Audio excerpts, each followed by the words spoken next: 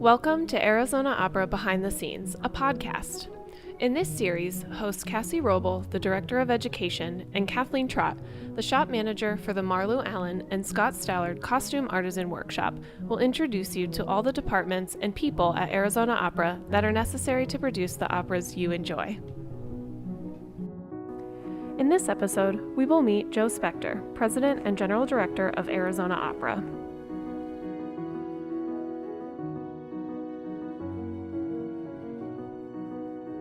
Hi everyone, so welcome back. We're going to start with the trivia that we left you hanging on for a little while from our last episode with Carrie.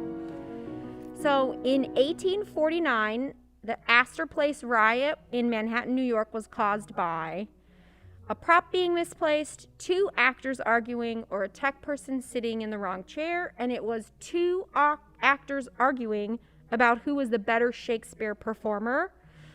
They both had sides. It was a whole thing that was a long-standing feud between them. Our second one was true or false.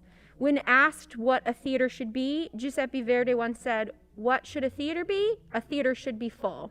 That was true. And when the Globe burned down in 1613, the one known casualty was a man whose breeches caught fire and then was put out with a bottle of ale, the director who went down with the ship, or the performer who lit the cannon that started the fire. It was actually the man whose breeches caught fire. They got put out by a bottle of ale, and he was fine. Miraculously, there are no accounts in that fire of anyone being severely injured, which is astounding given how flammable the Globe was. For our first episode back in our 21-22 season, we are joined by Joe Specter, the President and General Director of Arizona Opera. Welcome, Joe. Thank you. Thanks for having me. Awesome. So we're gonna, before we really dive deep into what's coming up in our 21-22 season, we figured we would kind of meet the General Director first. So to kick us off, for those of you who may not know what it actually means to be a General Director, what do you do? Well, it's a great question, and I think when I started doing this work in, I guess it's 2012 is when I started generally directing. I had the same question myself. What are you supposed to do? And I think the answer is that it's different for different people. Folks that do this work sometimes come from the world of being in the production space, like Kathleen. Sometimes they come from the place of being stage directors. Occasionally they come from a place of being singers or maybe some other kind of administrator. And I think that the job can be different for different general directors depending on what strengths they bring. I think that the unifying principle of the job, regardless of what that sort of palette of experience is that you're responsible as the chief executive of the company for making sure you have the right people on the bus to make sure the organization can get to where it needs to go with skilled workers, and there's very skilled work involved with opera in every department, and making sure that the company has an artistic plan that is sort of oriented around the community that the company serves, that makes sense and that will inspire people. Because with opera companies, and this is different than ballet companies and usually symphony orchestras, the general director for opera companies, particularly of this size, they are both the chief executive officer and the chief artistic officer. And that really is a different. In a ballet company, you have usually an executive or managing director, and you have an artistic director who is very often someone who has dedicated their entire life to the practice of dance and choreography. And with opera, it's just a difference in the business model. So at the larger companies, there's often a music director or an artistic director that's separate from the chief executive officer. But for a company of our size, which is around $7-8 million operating budget, they do sort of both sides of the thing. And it's every day is different. I will say that, having done this for 10 years this coming spring, I can say that I don't think I can remember one day that was just like the day before it or after it, and it's one of the most interesting jobs because that variability in problem solving keeps you on your toes, and it keeps you growing and learning. But it's also, sort of a wild thing to be, guiding an organization that's changing very often while the world around us is constantly changing. And that's certainly been true over the last year and a half, but even before that. You're an arts organization. You need to be responsive to, the real world around you and how you serve it. And that keeps the job very, very interesting. Sure. So what has been your favorite part of being a general director? My favorite part easily is connecting with people that are involved. And that's not just audience members. It's not just the board. It's not just donors. It's being here with folks like you and feeling like you're part of something that's a bit bigger than one individual person. And I think of opera, and I guess probably art in general, as like a campfire that people gather around. And the campfire is important because it sustains us in a kind of way. But it's the fellowship of being together and what that sort of community can be that's greater than an individual that makes me so inspired to do this work. And, unquestionably, it is the human singing voice being close to that particular campfire that's so special and different from every other art form. Every art form has its own unique properties. And I find the singing voice, as a tool to breathe life into storytelling in this particular way, to be very inspiring for me personally. But really, at the end of the day, what I love most is the fact that we are together experiencing that thing, that special thing, and that we're hopefully uplifted by it. I think that's a very common thread for all of us who have chosen to be in the arts industry in general, is that we like it because we couldn't do this by ourselves. Mm-hmm. It's mission-driven work, and I hear myself talk sometimes, and I'm thinking, wow, this is like I really drank the Kool-Aid, but Some days it feels like that. True. But it's true, and I've done work that has been stimulating in different ways that was not working in opera, and I know what that feels like for me, and there's no indictment on that. There's nothing wrong with being in a career that is not mission driven in that particular way, but man, I can't imagine life without that now. So what is the Joe story? How did you end up doing all of these crazy awesome things? Well, first I'd say the crazy awesome things happen, but for working with you guys and that we do them together. So the end of that story is I get to work with awesome people like you, and we do the awesome things together. But the Joe story was if you were looking at it from the beginning, it looks like a really meandering path. And I think if you look at it from where I am right now, it looks like, wow, you couldn't have planned this better. And the truth is, it was more sort of the former than the latter. But I do think about the Steve Jobs quote, looking back, the dots are all connected. I started out as a really normal kid. I was born in Maryland. I played pee-wee football and, was kickball at the end of the street, and I did goof around with music. I took piano lessons, and I played clarinet. I did not know that. Clarinet was my first instrument in band when I was in elementary school. And I did always love music. I'll say that, but I did not have opera in my life in any way growing up.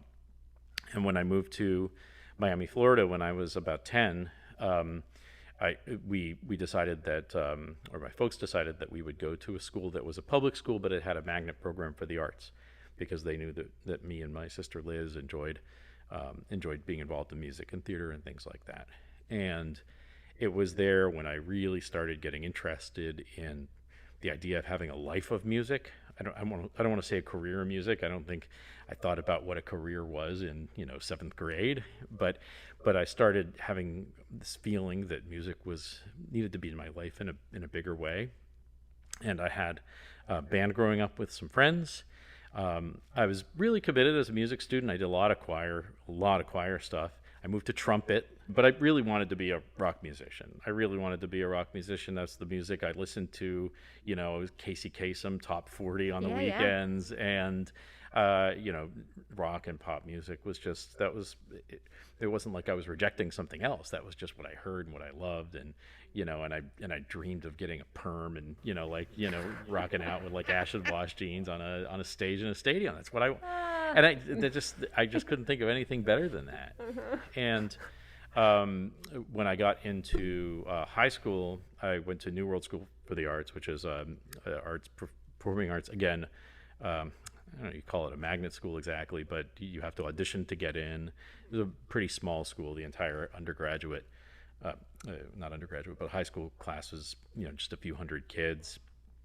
And it was there when things really started to solidify for me, really seeing that music was going to be not just something in my life, but my life and my career. And there were a bunch of little moments that I can recall really very crystal clear, but I would say that two really momentous summers for me at Tanglewood as a high school student between my junior and senior year and my senior year of high school in my undergraduate career in college, those really moved me. I was immersed in classical music both of those summers. It was the Boston University Tanglewood Institute. And it was at that point where I thought to myself, this is really special. Classical music is special. The operatic voice is special. And among people that I was friends with in Miami or that I went to school with, I felt like I was one of the only ones, and maybe the only one that was connected to opera in particular. And what was sort of inspiring to me about that was the idea that there was this special thing that fewer people knew about than I thought should know about it. And the idea of being sort of an evangelist for that, not for keeping it to myself, but to be able to share it with other people and to be part of sharing it with other people, that's where that took hold. And then for college, I went to Tufts University and the New England Conservatory of Music simultaneously, a 5-year double degree program where I was a political science major at Tufts and vocal performance at NEC. And at that point, I was pretty fixed on the path, and a lot of stuff came after that. But that's how it all got started. So that all led you here. So how long have you been at Arizona Opera? When did you come to us exactly, Joe? So I got here just over 5 years ago, June of 2016. It's wild to think that it's been over 5 years, but it has. And before that, I was the general director of Austin Opera for 4 years, and before that, I was at the Metropolitan Opera for 2 seasons as their director of institutional giving.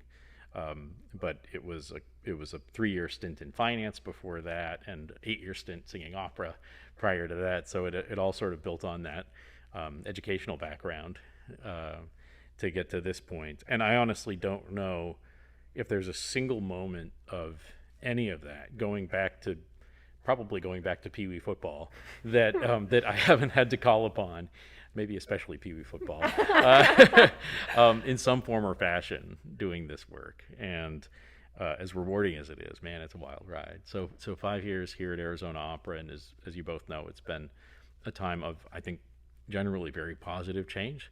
Not every effort is an unqualified win, but I think it's been very collaborative, and I'm very proud of the work that we've done together and what we've been able to put on the stage or in the community, and some other less obvious ways in which we've grown the organization. So if you weren't the general director at Arizona Opera, what would you be doing? Well, be a rock star, Cassie. Once I started losing my hair about 8 years ago, I gave up. I gave up on that. Fortunately, rock stars out. Yes. What would you be doing? Well, I have something that I joke about a lot, which is that I would be a barista. And I don't What a performery response. Right. I as you guys know, I mean, the thing that's hard about mission driven work is that it is a part of you biologically in a certain kind of way.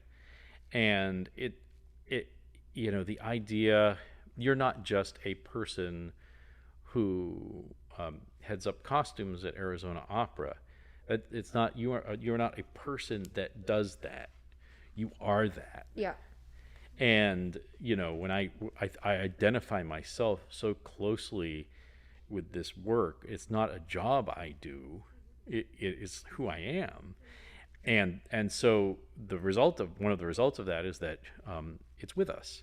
We're home, we're having dinner, we're watching TV, we're walking our dog, we're trying to sleep, and the job is there with you. Yep. And so I do have this fantasy, which I think I would actually make me completely miserable, but that one day I'll get to be a barista where, like, at the end of the day, I serve someone the latte, the last latte of that day. It's definitely a latte because that's my favorite. Maybe I serve myself a latte. Maybe that's my thing. I get my staff drink at the end of the day. It's a latte. I'm just telling you. And and then I just go home, and there's not like, oh, do I have other lattes to make? Should I be making lattes while I'm watching reruns of Alf tonight? Yep, yep. It's like I will just go back and make more lattes tomorrow. And it's hard for me to imagine a life where it doesn't stay with me in that way. But occasionally, and I know you both know this, I know you both experienced this yourself, wouldn't it be nice to put the lattes away? And I'm sure there are people here that are better at this than me. I'm not extolling this as a virtue. I want to be totally clear. I actually don't even think it's necessary. I don't necessarily think that spinning on a work challenge, while you don't have the resources around you to actually make progress on it, is a strength. But I do think it would be easier in a job where it was more tactile and didn't have a project arc associated with it. Even tactile doesn't make a difference. You do tactile work and it's still with you all the time. But where literally if you made 80 lattes at home that night, like, you wouldn't be advancing the purpose of Starbucks in any way, or whatever coffee shop would have me. I was asked this question by someone else pretty recently, in the last couple of months. And I always make my wise ass barista comment, which is not really that wise ass. I mean, it's like I genuinely am curious about that. But I think if I were to give a more serious answer, it might be doing what we do with like Unmiked, or even a podcast like this, because I love talking with people and connecting with people and connecting other people to one another so much. And that's actually something I might not have known that I enjoy as much as I do if it weren't for the pandemic, because I never would have done that show, which, Cassie, you work on all the time with me, if it weren't for that situation. And I just love bringing people together from disparate lives, and then seeing how they interact and trying to foster a dialogue. And that's really neat to me. And it's actually sort of an extension of the opera work too, when I think about it. The people around the campfire, I'm getting to be part of just stoking the tinder and helping to bring people closer. So I guess it's related to that. Yeah, that's great. I totally agree. We are going to take a quick break from the episode to tell you about a few upcoming events at Arizona Opera. As we begin our 2021-22 50th anniversary season, we are excited to be returning to the stage in Tucson and Phoenix with 4 productions: El Milagro del Recuerdo, Carmen, A Little Night Music, and Così fan tutti. In addition to our 4 in-theater productions, Arizona Opera will be releasing its first feature film, The Copper Queen, in October. You can find more information and how to purchase your tickets on adzopera.org. Our Marlu Allen and Scott Stallard Costume Shop Masterclasses return, with Intro to Shibori Dyeing in October and Intro to Silk Screening in November. October will also kick off our Coffee at Care series at the Care Cultural Center, and the Brown Bag Lunch recitals at the Arizona Opera Center, featuring the Marion Roos Pullen Arizona Opera Studio. To find all of Arizona Opera's upcoming events, Visit azopera.org/upcoming events or azopera.org and click calendar. Please be sure to check the required COVID-19 safety requirements prior to attending an Arizona Opera event. If you missed any of Arizona Opera's digital offerings in the 2020-21 season, they are always available to you on Arizona Opera On Demand. To never miss a moment, be sure to subscribe to our email list and follow us on Facebook, Instagram, Twitter, and LinkedIn.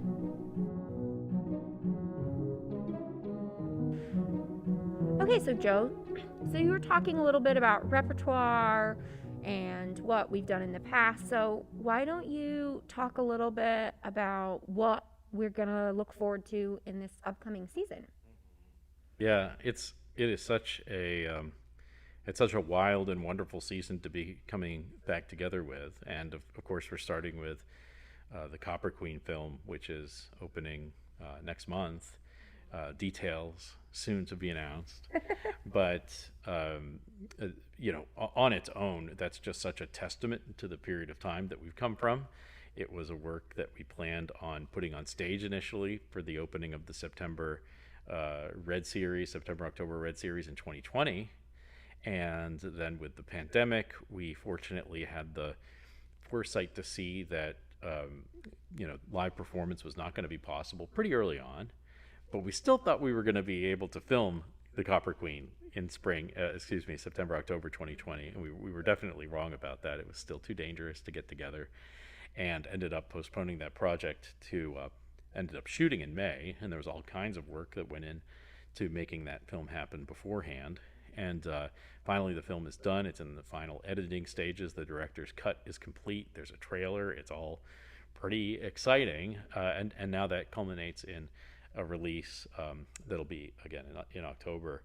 So one of the thoughts there was we knew that buying a little bit of extra time because of the uncertainty of the pandemic was a good idea, but we didn't want to miss the chance to have an artistic offering in the fall when people are used to seeing our work. And so whether everyone's back in Arizona, or if they are in another city, or if they're in another country, they'll be able to tune into that. And that it really is a monument, I think, to not just a fascinating sort of piece of music and theater and direction, but also the scrappiness of our tiny but mighty organization to make it happen no matter what, and with changing circumstances that I think all of us were tested by, and now it is really close to complete. So that's thrilling. And then our first performances back in the theater will be El Milagro del Recuerdo, the mariachi opera that we are co-producing with Houston Grand Opera and San Diego Opera. That's in December, and we don't always perform in December. In fact, we almost never perform in December.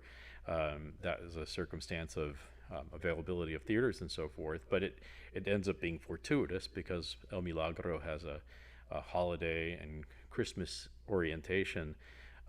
And it's about how a family fights to stay together, how they fight for one another, and the backdrop of the holiday is very powerful and beautiful. It's a beautiful story, and I think it'll be a very special piece to welcome people back to the theater in the Red Series in December. And then we'll have the main stage series in the winter with Carmen, a little night music, and Così fan tutte.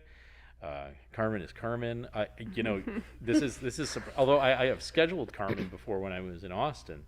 I was gone by the time it was produced.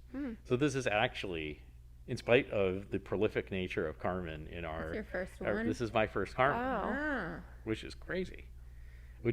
That is, because I feel like I've done it a million. Right. I do too. But in my case, it's a fiction. Right. No, I programmed it. I cast it in Austin, and it ended up getting performed. But I was already gone by then. So this is my first Carmen as a general director. I've been in Carmen. I was in Carmen in Memphis shortly before I ended up moving away from singing, but I loved it, and it's these pieces, Carmen, Bohème, Traviata, Marriage of Figaro, it's surprising when you look at actual data. These pieces bring more and often more diverse audiences to our theaters for the first time than any other kind of piece that we do. And even though the percentages of different communities coming to our operas tend to be more diverse in some of the smaller theater productions that we do, in terms of the gross numbers, it is those bigger works that have such a powerful ability to just reach a lot of people. So that always is exciting for me, and it should be a great way to come back to the main stage. A little night music, that's one of those musical theater pieces that works so well with operatic voices, and we'll have a wonderful cast led by Patricia Rissette. That's a dream. That's going to be a beautiful production. And then a new production of Così fan tutte that will feature our Marion Poulin studio artists, both past and present, and that's directed by Lauren Meeker. And it's always exciting to do a new production. And even though we're only here in the beginning of September as we're recording this, we have to build that scenery and start on the costumes a lot sooner than that. So it's a great season, and it's easy to see, I think, with all of those offerings, how we think as an organization. Each of those pieces has an aspect that hopefully will be fulfilling for people that love opera, but also hopefully will open a door for someone who hasn't been served by the art form before or by our organization before. And they're different doors. And I think that's the key. That is certainly a key of how I think, which is, it can't always be a musical theater piece. Sure. It can't always be a mariachi piece. Sure. But if we keep thinking, like, in what way can the work that we're putting on the stage each time invite a different group of people in, or hopefully multiple different groups who we haven't served as fully before, then we'll be okay. We'll be on the right. So let's do a pretty hard pivot and talk Copper Queen for a little bit. So when this airs, we'll be weeks away from Copper Queen. So we know that it's been filmed. You shared that before. Are there any sneak peeks you can give us into the post-production process? Wow. Let me just say that, it has been a pretty steep learning curve figuring out how to create, and I'm sure this is true for everyone, by Kathleen's knowing laugh. I know she's there. We weren't geared to be a film production company when we started out, and in a sense, we're not really geared for it now. We brought not only our cast and creative team into the process as we would have even with an in-theater work, but we partnered with Manley Films, which is a Phoenix-based media company, to be the production services team, and they brought in all the cameras and the skilled workers that are involved in audio and visual, and contractors for sound mixing and all sorts of resources that we don't have endemically as part of an opera company. So at this point, when we were recording this, we've gone through already all of the production planning time, and then doing that all over again when we had to re-engineer the whole thing 3 as times. a film. Yeah. Yep. Thank you for your service. Kathleen's like, that's important. It is, and that's I think it's worth mentioning because and I just want to say, I don't know who has the Joe Voodoo doll today, but on a day where I decide, we're going to do this project, we're going to make it a film, I just want you to know, and this may only sharpen the needles for the voodoo doll, but I want you to know that I know and appreciate that a decision like that puts a lot of machinery and energy and creativity into motion. I don't do it with levity. We just pass the voodoo doll around the office based on the time That's of fine. year. I'm going to give Angie Benici, who was a colleague of mine in Austin, a shout out, because she actually had a Joe Voodoo doll on her desk. And there were days when I know that I probably put her through a lot, and I would just check on it, That's so funny. Listen, it is what it is. But, so there was all of that planning process. And then finally, after rescheduling multiple times, we finally got everyone together to do the shooting of the film in the Wittcoff Black Box here at the Arizona Opera Center, and that was back in May. we still were only just starting to get ready access to vaccines, so we'll continue to have a lot of safety protocols in place, but it was a very even compared to now, I think probably more austere environment for those procedures because of the non-universality of vaccines. But we went through what I think was, I think for everyone, a pretty intense but rewarding production process, not knowing exactly what it was going to look like, sound like, how it was going to feel to be shooting a film in our rehearsal space, which is it's a sacred space already for us, but to transform it into a quasi soundstage for this purpose, Right. It was, what is it? Right, All these right. unknowns. It worked very well, but it was still just a wild piece of the process.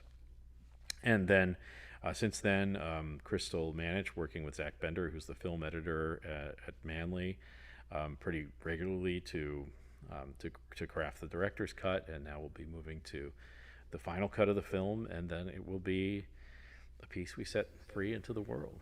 You have like a glimmer in your eyes. I'm excited. It's funny, this whole time I've been thinking about it, when you said that we recorded it in May, it feels like a lifetime ago. It does. But it really has not been that long. But it's been a really fun process. I'm fairly removed from the process, working in education.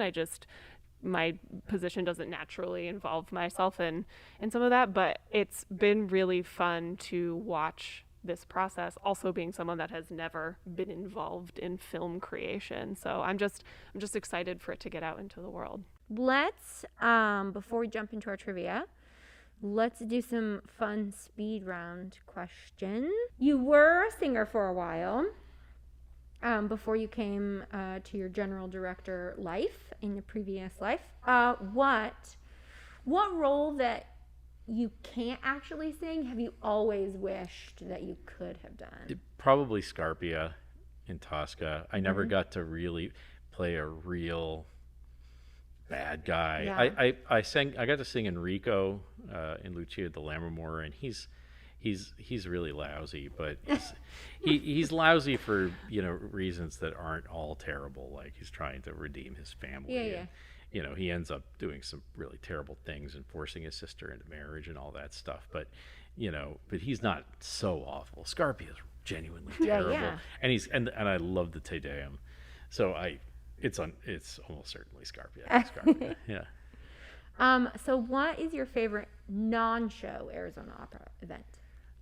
So Arizona Opera event. Yeah. That is not a show. I'm going to cheat a little bit because I'm not sure if this is considered a show, but Right. I would say Student Night. Okay. Student Night at the Opera, because it's not technically a performance in a way, but I just love hearing how kids respond to opera. Yeah. It's always just so real.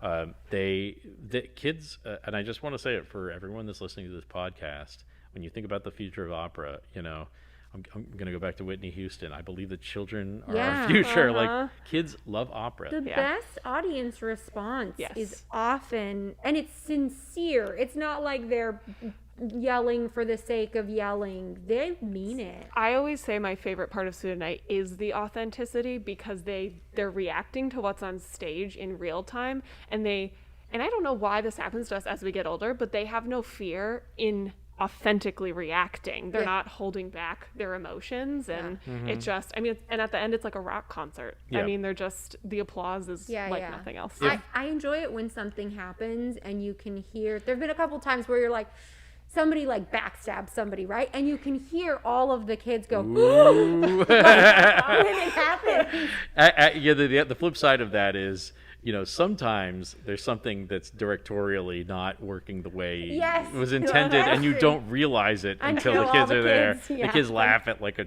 tragic moment in the show, and you think, oh no, we've done something very bad. And by that time, it's almost too late. But at least that you missed by then. But no, Student Night, to be sure. Yeah. Okay. And then last, if you had to go to a deserted island, what are the 3 things that you would have to take with you? That's really tough.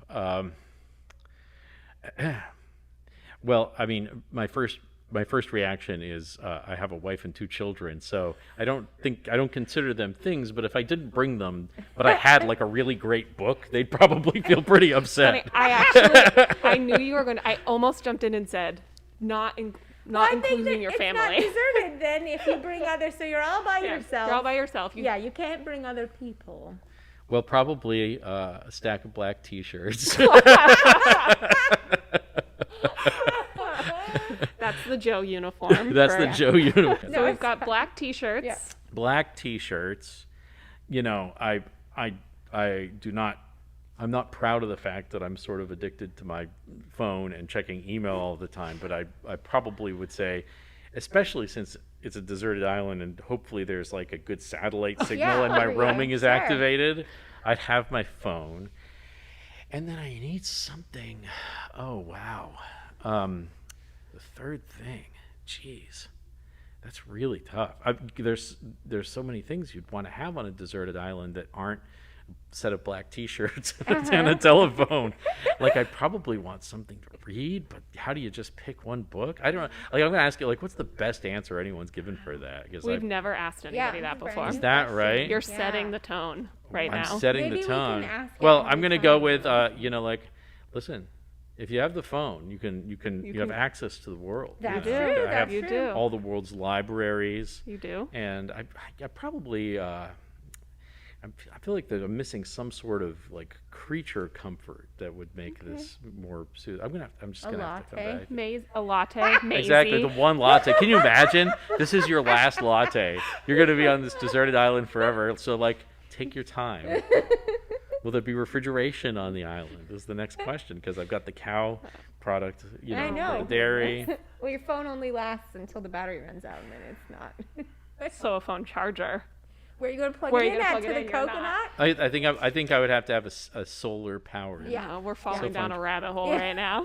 I guess I should ask: is there any sort of sustenance on this island? Because maybe a bow and arrow or something to catch my seagull. We're gonna need to I refine. think that's telling, because I think my first thing is I would be like, I need a knife. I need like a utility pocket multi-tool thing is what my first. And Joe was like, T-shirts. I just want to point out that I was a really not very skilled Boy Scout. So me having weaponry, might not ensure a longer life. It might ensure the opposite of a longer lifespan. So I'm just going to put it out there. You're probably right. Probably a Swiss Army knife would be a good idea. But that's the sense of practicality you get from being an opera general director for this long. Well, do we have T-shirts? Right. Tell me more about the T-shirts. Are they cotton poly blend, or are they 100% cotton? All right. Well, that's about it for today. We're gonna a great way to end the episode. Let's do our couple trivia questions, and then you'll have to tune in next month for the answers. Yeah. All right. So let us jump into our second season trivia. Which of the following operas does not have music in Bugs Bunny's What's Opera Doc? So that's the one with Bugs and Elmer, right? Okay. So, The Flying Dutchman, The Valkyrie, Tannhauser, or Das Rheingold. So only one of them is not included. In that. Can you give the list again? The Flying Dutchman, The Valkyrie, Tannhauser, and Das Rheingold. Am I guessing too? Yeah. Okay. I'm gonna say Dutchman. That's actually the one I was leaning towards. Okay. Well. But if it's not Dutchman, it's probably Rheingold. Valkyrie, I know, is in there, and Valkyrie's definitely in there. Yeah, I'm gonna go. Yeah, I think it's Dutchman or Rheingold, but I'm gonna go with Dutchman. I'm not sure I ever have watched that other than the I don't think I'm going with Dutchman. Okay. It's a barely educated guess. True or false? Wagner cried bravo for his own opera and was hissed at by audience members. That feels true to me. That's truthy. It might not be true, but it's truthy. It is truthy. All right. Well, thank you so much for joining us, Joe. It was really fun. Thank you for having me. Of course. This was fun. Thank you so much. Next episode, we will be joined by Miriam Shieldcret, one of Arizona Opera's education teaching artists, who has been with the company for 4 or 5 years, and she's going to chat with us about all things education. Dr. Shieldcret, right? Dr. Miriam Shieldcret, absolutely. So thanks for joining us, Joe. We'll be releasing a new behind-the-scenes podcast every month, so make sure to check our website, azopera.org, and follow us on Facebook, Instagram, Twitter, and LinkedIn. And join our email list so you never miss a moment. Be sure to subscribe to our podcast on Apple Podcasts, Google Podcasts, SoundCloud, Spotify, or Amazon Music. Arizona Opera Behind the Scenes is presented by Arizona Opera's Department of Education and Community Engagement. These programs are made possible in part thanks to the support from Karen Fruen, the Molly Blank Fund, Dr. Rex Brewster, Invest in Kids Charitable Gift Fund, the Moreno Family Foundation, the Arizona Republic, Cardinals Charities, the City of Peoria, Desert Diamond Casino West Valley, Kiwanis of Litchfield, and a consortium of individual donors. The Behind the Scenes podcast is also part of the Arizona Opera NextGen initiative that encompasses a wide variety of programs that go beyond the opera stage to develop the next generation of opera artists, audiences, and philanthropists. To learn more about the programs that are part of the Arizona Opera NextGen initiative, please visit azopera.org and click NextGen Initiative. These programs are made possible in part thanks to generous support from Karen Fruen, Roma Wittcoff, Jeannette J. Segel, the Molly Blank Fund, APS, Jody Pelusi, and a consortium of individual donors. We would like to extend a special thanks to the Marlu Allen and Scott Stallard Costume Artisan Workshop. This podcast is produced by its hosts, Cassie Roble and Kathleen Trott, with editing and music composition by Sean Mallow.